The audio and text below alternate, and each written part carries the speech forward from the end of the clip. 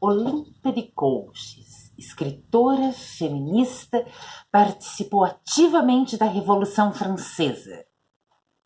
E quando a monarquia caiu, os tribunais da Revolução Francesa, que ela ajudou a colocar no poder, aprenderam, julgaram e condenaram à morte pela guilhotina.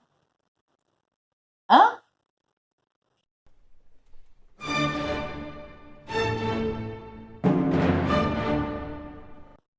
A história de Olympe de Gouges é muito interessante. Primeiro que ela é uma feminista do tempo de reis e rainhas. Só isso já torna a história muito original. Olympe nasceu em Montauban. Eu vou deixar aqui. É sudoeste da França, interior da França. Ela nasceu em 1748 e o nome dela não era esse, o nome dela era Maria Gouza. Ela teve uma infância normal, casou-se aos 17 anos, não foi ela que escolheu o marido, quem escolheu o marido foi o papai e a mamãe, como era o costume da época. Não foi um casamento feliz, mas foi um casamento curto. No ano seguinte, ela já teve seu filho Pierre, e logo depois o marido dela faleceu. A história é que Maria, aos 20 anos de idade, já estava viúva. E da tradição da época, ela deveria ter se casado de novo, mas não é o que ela faz, não. Ela opta por viver em Paris, onde ela teria mais liberdade, faz uns enjambros na legislação da época para conseguir uma pensão de viúva e se tornar financeiramente independente. E chegando em Paris, ela adota então o nome de Olympe de Gouges, que é uma referência a uma homenagem à mãe dela, mas também uma forma de não ser conhecida como a viúva do falecido marido. E aí, com esse novo nome, em Paris, ela começa uma bem-sucedida carreira de escritora, escrevendo basicamente peças teatrais, panfletos, artigos sobre vários temas polêmicos da época em que ela se manifestava, e também escreveu um romance autobiográfico.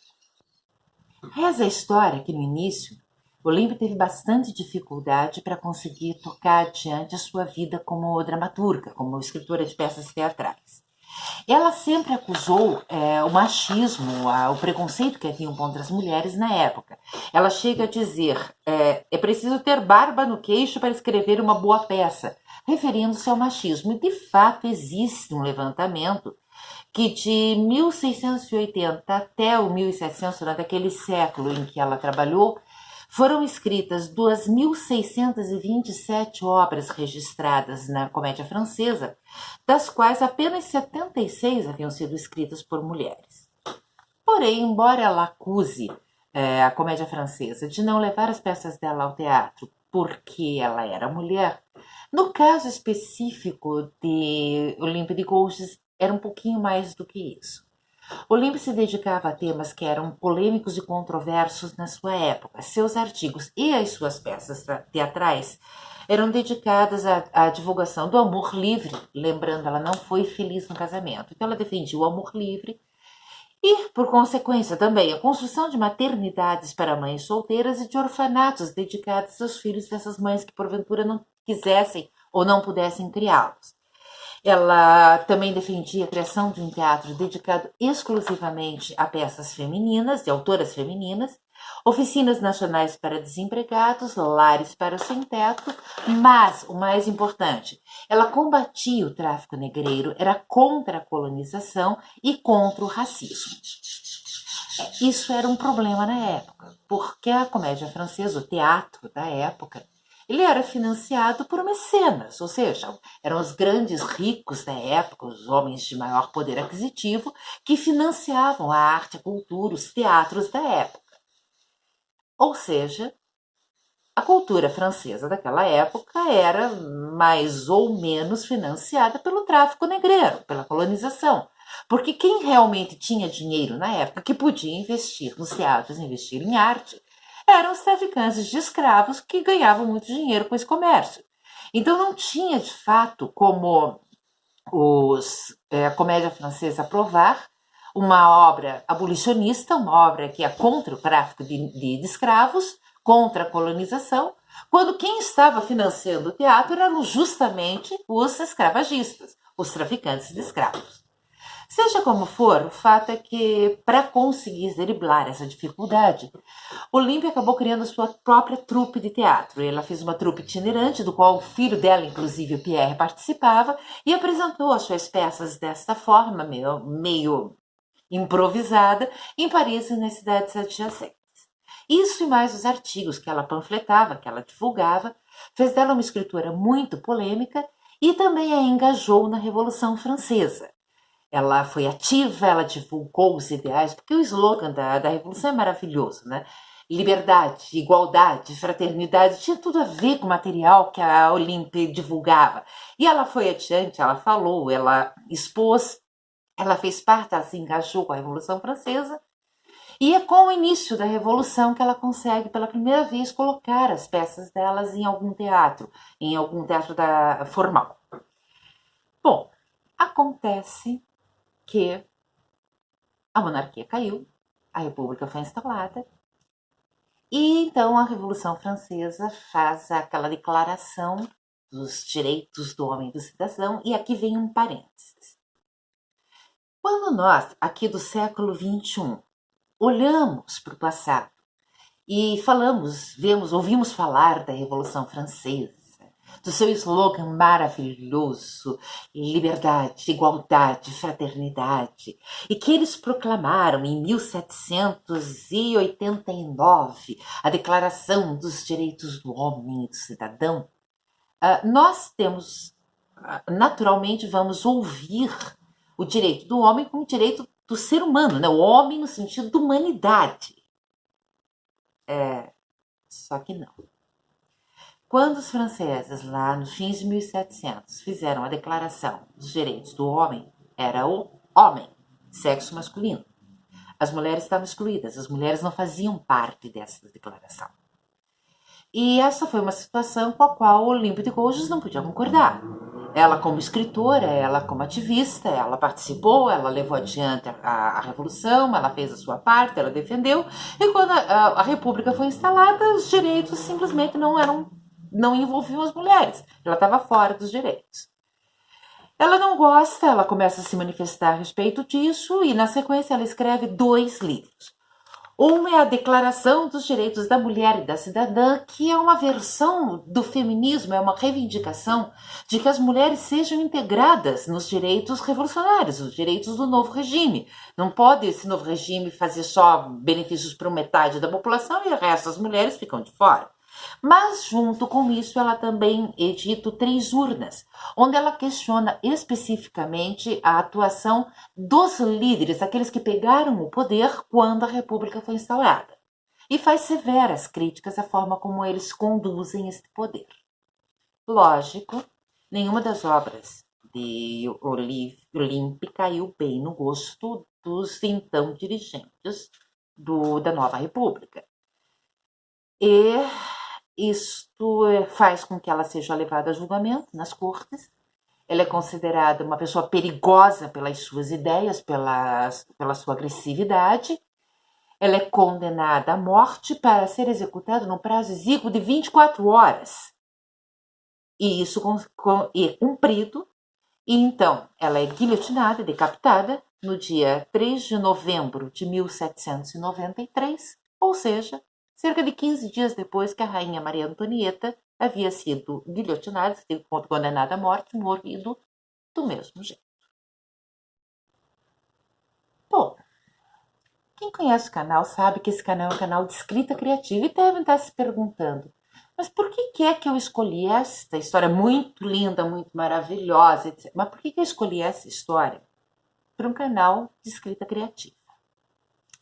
É que tem uma coisa nessa história, nessa biografia da Olímpia de Gouges, que sempre me incomodou.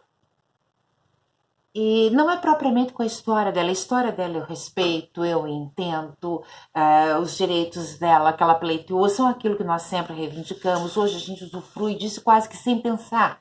Mas muitas mulheres como Olímpia deram a vida para que isso acontecesse.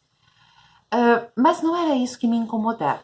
O que me incomoda é que ela morre em 1793, e o direito a voto feminino só vai, esse direito à cidadania da mulher, ele só vai ser levantado de novo como um tema polêmico, ele vai realmente fazer parte da pauta das reivindicações quase um século depois.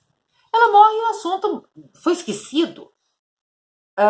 Isso me incomodou e eu fui, então, atrás de uma resposta. Lógico que a primeira resposta que se pode ter nessa circunstância é a própria sequência da Revolução Francesa.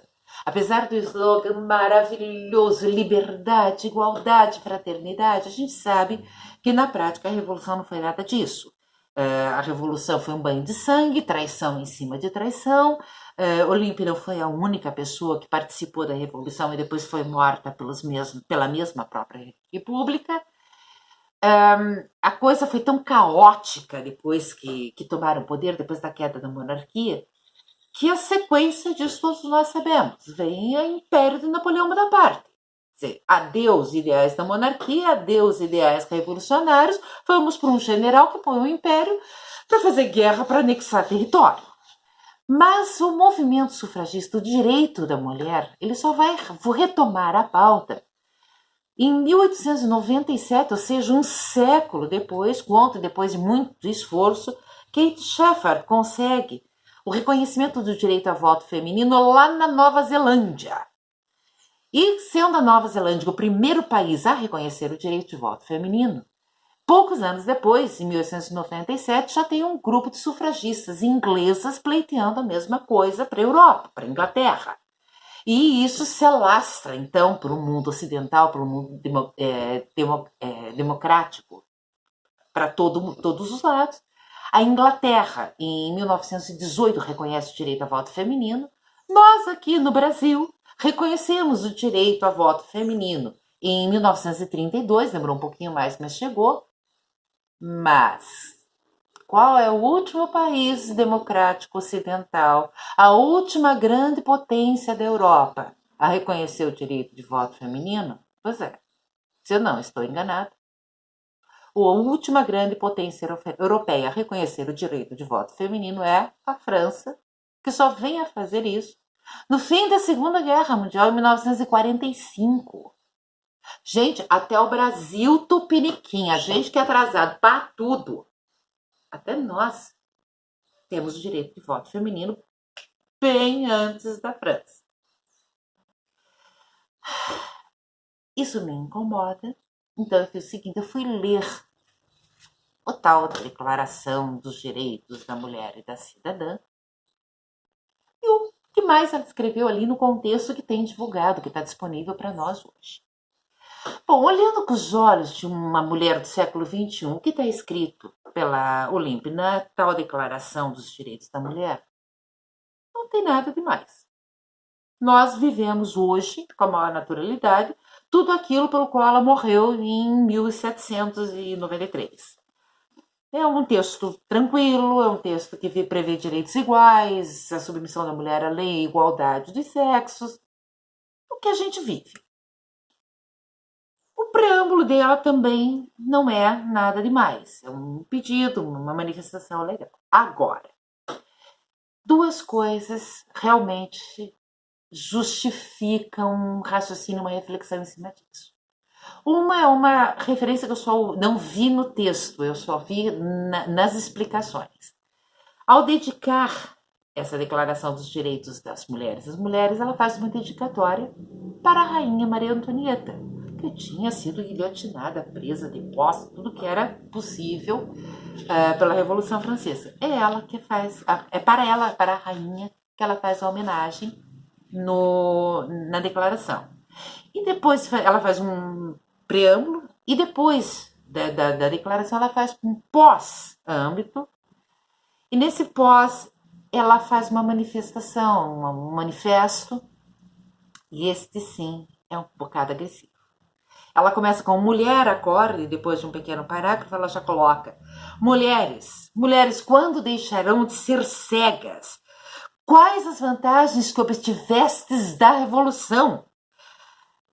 Um menosprezo mais marcado, um desdém mais perceptível.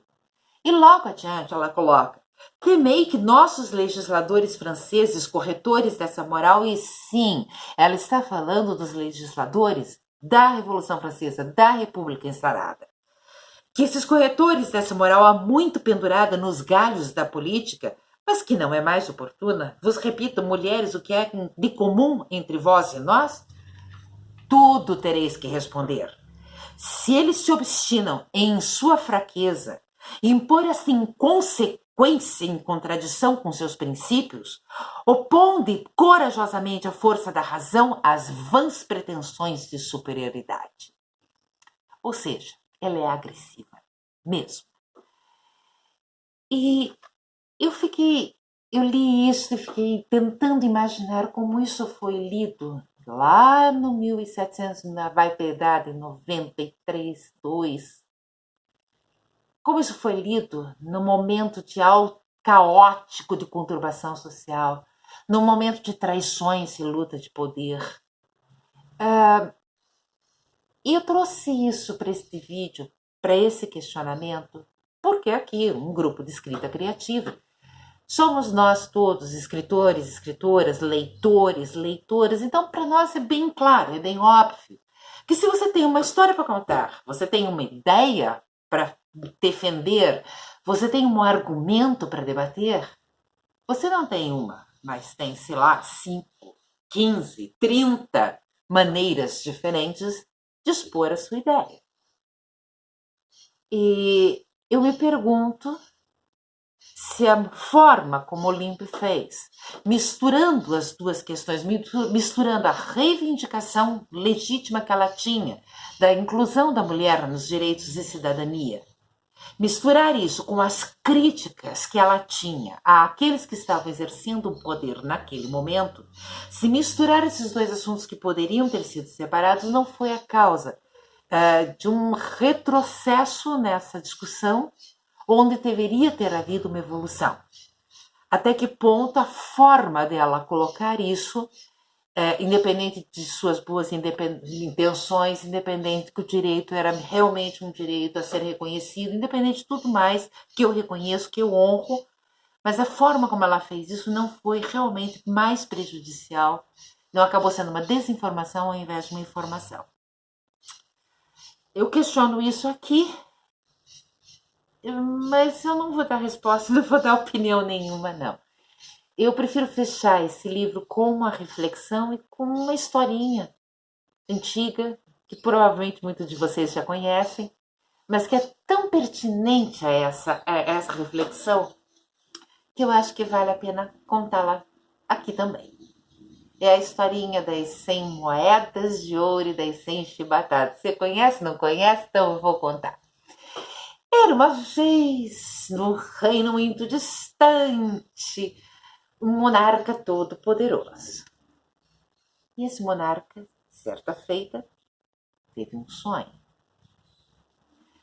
E neste sonho, ele ficou incomodado.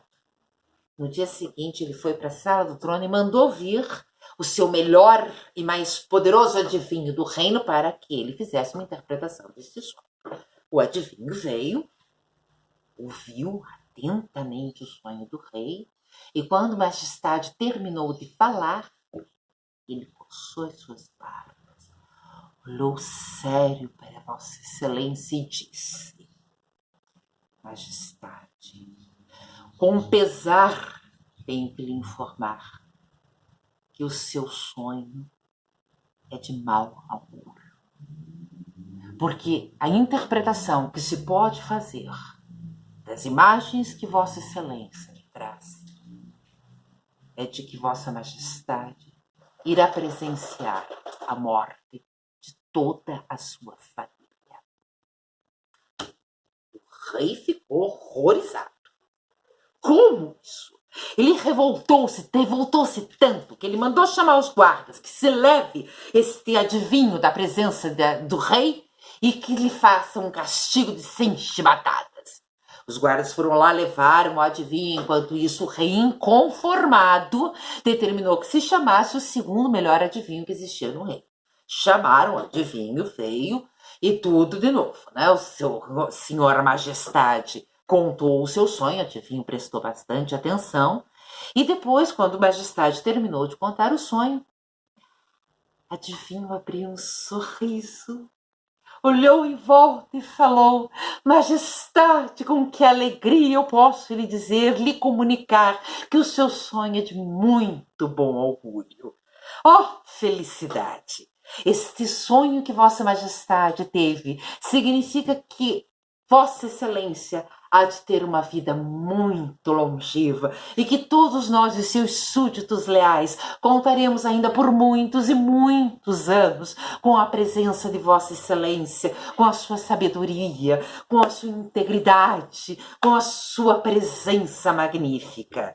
Porque seu sonho informa que a sua vida será tão longeva, mas tão longeva, que todos aqueles de sua família que hoje estão vivos, estes viverão as suas vidas intensamente até o final, irão morrer e ainda assim Vossa Majestade há de sobreviver a todos eles, honrando nós, seus leais súditos, com a sua presença. E daí, lógico, aproveitando a comoção, o segundo grande adivinho olhou para a plateia, para os guardas, para os súditos e pediu uma aclamação: vida longa ao rei! E todo mundo aclamou: viva, viva, viva longa ao rei! O rei, lógico, ficou muito feliz e mandou que se recompensasse o segundo sábio com 100 moedas de ouro. E então o sábio se retirou da presença do rei, feliz da vida, direto para a tesouraria, receber as suas 100 moedas de ouro. Pois bem, alguns dias se passaram e o primeiro adivinho resolveu fazer uma visita para o segundo adivinho. O segundo adivinho recebeu muito bem o primeiro, acomodou-o, porque o primeiro estava todo quebrado, todo machucado das 100 chibatadas que tinha levado.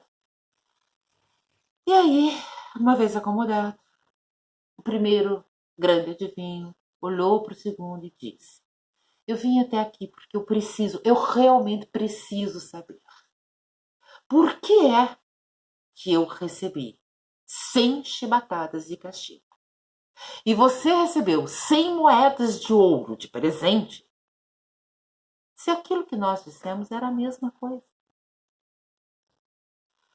Aí o segundo adivinho respirou, olhou bem nos olhos do primeiro adivinho e respondeu: